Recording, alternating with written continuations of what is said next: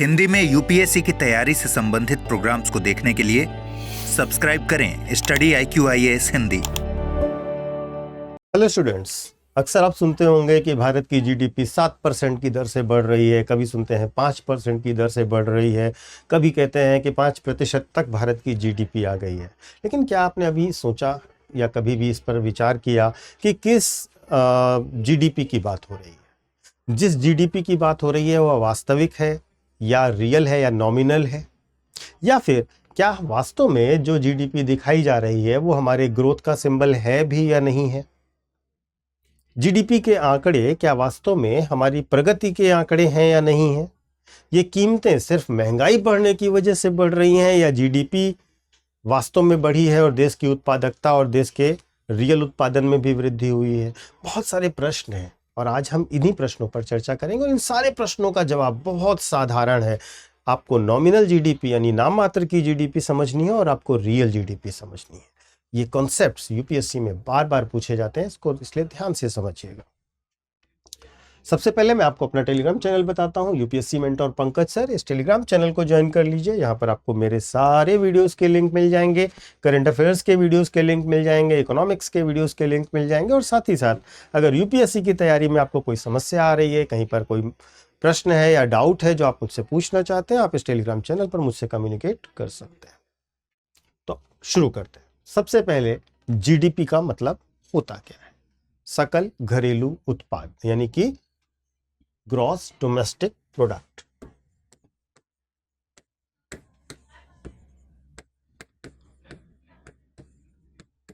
जो जीडीपी है उसकी बहुत सिंपल परिभाषा है। जीडीपी एक वर्ष में एक देश में उत्पादित सभी वस्तुओं और सेवाओं का अंतिम मौद्रिक मूल्य है। ये क्या है? टोटल मॉनेटरी और market value of all the finished goods. Monetary मतलब मौद्रिक मूल्य है किसका? All the finished goods and services, सभी अंतिम उत्पादित वस्तुओं और सेवाओं का। अंतिम उत्पादित कहने का क्या मतलब है? वे प्रोडक्ट्स जो मार्केट में सेल के लिए उपलब्ध हैं, वे प्रोडक्ट जो अभी कंपनी में है, बनने के प्रोसेस में है, उनकी वैल्यू को ऐड नहीं किया जाएगा। जो बन गए हैं और सेल के लिए आ गए हैं, जो बिकने को तैयार हैं, उन प्रोडक्ट्स की, उन सर्विसेज की कुल मौद्रिक मूल्य एक साल में जितना हुआ उसको जोड़ लीजिए तो आपकी जीडीपी आ जाएगी। ये बहुत सिंपल आसान सी परिभाषा है जीडीपी की। मैं एक बार रिपीट करता हूं। एक वर्ष में, एक वित्तीय वर्ष में सभी उत्पादित अंतिम वस्तुओं और सेवाओं का मौद्रिक मूल्य, कुल मौद्रिक मूल्य क्या कहलाएगा? सकल घरेलू उत्पाद। अब जो दो शब्द है नॉमिनल जीडीपी और रियल जीडीपी, वो भी समझिएगा। देखिए, नॉमिनल जीडीपी का क्या मतलब होता है? नाम मात्र की जीडीपी का मतलब यह होता है कि जब हम जीडीपी की गणना वर्तमान कीमतों पर करते हैं, जो इस समय मार्केट में कीमतें हैं, उन कीमतों पर जब जीडीपी की गणना की जाती है, करंट प्राइसेस पर की जाती है, तो उसको हम क्या कहते हैं? नाम मात्र की जीडीपी या नॉमिनल जीडीपी। ठीक है, सीधी सी बात यह है कि इसमें मुद्रास्फीति शामिल है, क्योंकि बढ़े हुए प्राइसेस जो भी मार्केट में चल रहे हैं उन्हीं प्राइसेस पर किया जाता है। ठीक है, अब इसका एक सिंपल सा फॉर्मूला है। नॉमिनल जीडीपी का फॉर्मूला क्या है? C + I + G। ठीक है, C + I + G + X - M। Government expenditures, investment और कंजम्पशन, इन तीनों को जोड़ दीजिए और निर्यात में से आयात को माइनस कर दीजिए। इतना सब कुछ अगर आपको याद रखने में दिक्कत भी है तो बहुत सिंपल, आज के प्राइस पर सभी अंतिम उत्पादित वस्तुओं और सेवाओं का मौद्रिक मूल्य जोड़ लीजिए तो वो जीडीपी है। यह अर्थव्यवस्था का मौजूदा आकार बताता है, साइज ऑफ इकोनॉमी बताता है, लेकिन यह वास्तविक विकास का रिफ्लेक्शन नहीं होता है। तो इस प्रकार यह बहुत महत्वपूर्ण है नॉमिनल जीडीपी। अब इसके आगे बढ़ते हैं। नाममात्र की जीडीपी के बाद, नाममात्र की जीडीपी के बाद हमें यह समझना होगा कि यह केवल करंट प्राइस पर नापी हुई जीडीपी है, मुद्रास्फीति शामिल है। जैसे मान लीजिए कि वर्ष 2024 में 100 टीवी बने। ठीक है, मैं एक एग्जांपल से आपको समझा देता हूं। मानिए वर्ष 2024 में 100 टीवी बने जिनका प्राइस 1000 रुपए पर टीवी था। तो इस साल देश की जीडीपी कितनी हो गई? 1 लाख रुपए की। सिंपल। तो ये क्या आया? ये आया आपका 1 लाख रुपए। क्या आया? नॉमिनल जीडीपी आया। ये क्या आया? आपका नाम मात्र का जीडीपी आया।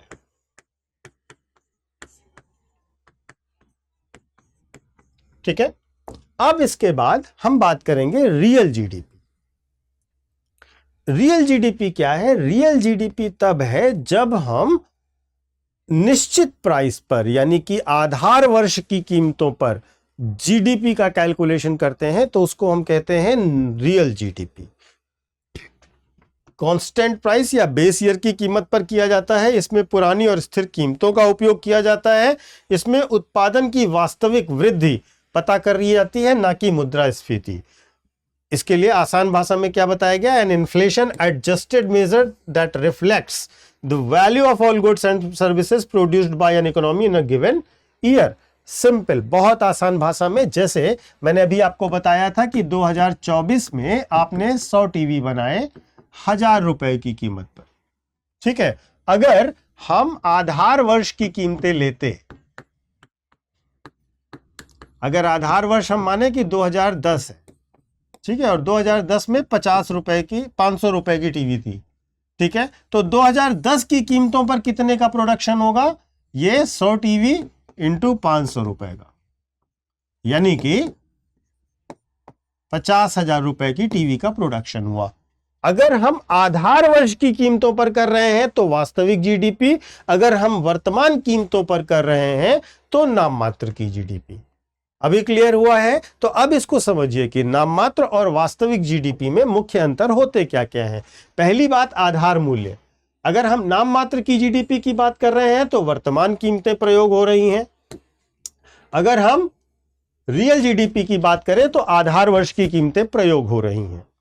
मुद्रास्फीति की अगर हम बात करें तो नाम मात्र की जीडीपी इन्फ्लेशन वाली है और वास्तविक जीडीपी में इन्फ्लेशन शामिल नहीं है, क्योंकि इसमें बहुत पुराने मूल्यों पर गणना की जा रही है।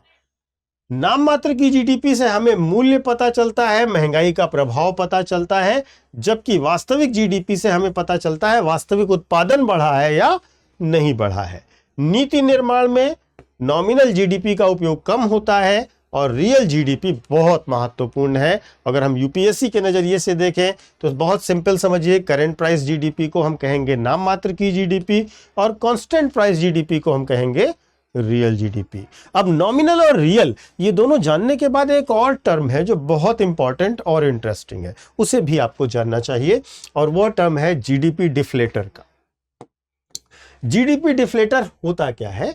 इसके लिए हम उपयोग करते हैं इस फॉर्मूले का, नॉमिनल जीडीपी उसको डिवाइड कर दीजिए रियल जीडीपी से और मल्टीप्लाई कर दीजिए 100 से, यानी कि चालू कीमतों पर जो जीडीपी थी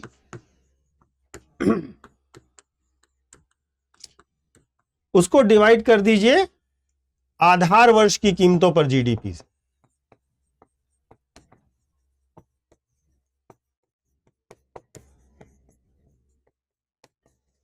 और अब 100 से मल्टीप्लाई कर देंगे तो हमें क्या प्राप्त होगा? जीडीपी डिफ्लेटर प्राप्त होगा। यह जीडीपी डिफ्लेटर क्या दिखाता है? यह दिखाता है कि जीडीपी में कितनी वृद्धि कीमतों की वजह से हुई है और कितनी उत्पादन की वजह से हुई है। आसान भाषा में इन्फ्लेशन का क्या प्रभाव पड़ा वो पता करने के लिए हम जीडीपी डिफ्लेटर का प्रयोग करते हैं। अगर हम भारत के संदर्भ में इसकी बात करें, भारत के संदर्भ में जीडीपी के दोनों आंकड़े जारी किए जाते हैं, करंट प्राइस पर और कांस्टेंट प्राइसेस यानी आधार वर्ष पर, और आधार वर्ष 2011-12 का यूज किया जाता है। नीति आयोग और आरबीआई की अगर हम बात करें तो ये रियल जीडीपी को नीति निर्माण के लिए प्रयोग करते हैं, क्योंकि यह महंगाई से मुक्त होती है और रियल में बताती है कि उत्पादन बढ़ा या कम हुआ। अगर नॉमिनल जीडीपी बढ़ जाए और रियल जीडीपी ना बढ़े, इसका मतलब है कि अर्थव्यवस्था में महंगाई बहुत तेजी से बढ़ रही है लेकिन अर्थव्यवस्था का विकास नहीं हो रहा है। ये टॉपिक क्यों इंपॉर्टेंट है ये जानने के लिए हम एक पीवाईक्यू भी देखते हैं। निम्नलिखित में से कौन सा कारक नाम मात्र की जीडीपी और रियल जीडीपी के बीच के अंतर का कारण है? बेरोजगारी, महंगाई, निर्यात, राजकोषीय घाटा, और आंसर आपको पता है महंगाई। तो जीडीपी की सबसे बड़ी सच्चाई यह है कि यह विकास, इसमें होने वाली वृद्धि, विकास कहना उचित नहीं होगा, इसमें होने वाली वृद्धि के आंकड़ों से हमेशा यह नहीं कहा जा सकता कि विकास हो रहा है। इसका मतलब कई बार ऐसा भी है कि महंगाई बढ़ रही है, लेकिन अगर जीडीपी के आंकड़े आधार वर्ष की कीमतों पर है तो हम ये कह सकते हैं कि देश का रियल में विकास हो रहा है। नाम मात्र की जीडीपी एक भ्रम दिखाती है, अर्थव्यवस्था का एक बड़ा आकार दिखाती है। वास्तविक जीडीपी हमें अर्थव्यवस्था की सच्चाई से रूबरू कराती है। नीति निर्माण हो, महंगाई नियंत्रण हो, रोजगार सृजन हो, सब कुछ रियल जीडीपी पर आधारित होता है और यही वह सूचक है जो हमें यह बताता है कि भारत सिर्फ महंगा हो गया है या सच में पूरा देश आगे बढ़ रहा है। एक छोटा सा अनाउंसमेंट भी है सभी बच्चों के लिए जो यूपीएससी की तैयारी कर रहे हैं।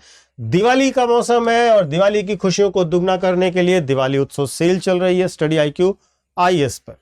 आप हिंदी, इंग्लिश या इंग्लिश का कोई भी बैच खरीदना चाहें यूपीएससी से संबंधित 2026 के लिए, 2027 के लिए या 2028 के लिए, सारे बैचेस भारी डिस्काउंट के साथ दिवाली की इस खुशी पर आपके लिए उपलब्ध है। जैसे 2026 का बैच आपको मात्र 7,499 में मिलेगा। ये सारे डिस्काउंट्स आपको कब मिलेंगे और कैसे प्राप्त होगा आपको? जब आप PK लाइव कोड का इस्तेमाल करेंगे। आप ऐप पर जाइए, वेबसाइट पर जाइए, वहां पर आप कोर्स को देखिए, कोर्स को सेलेक्ट कीजिए।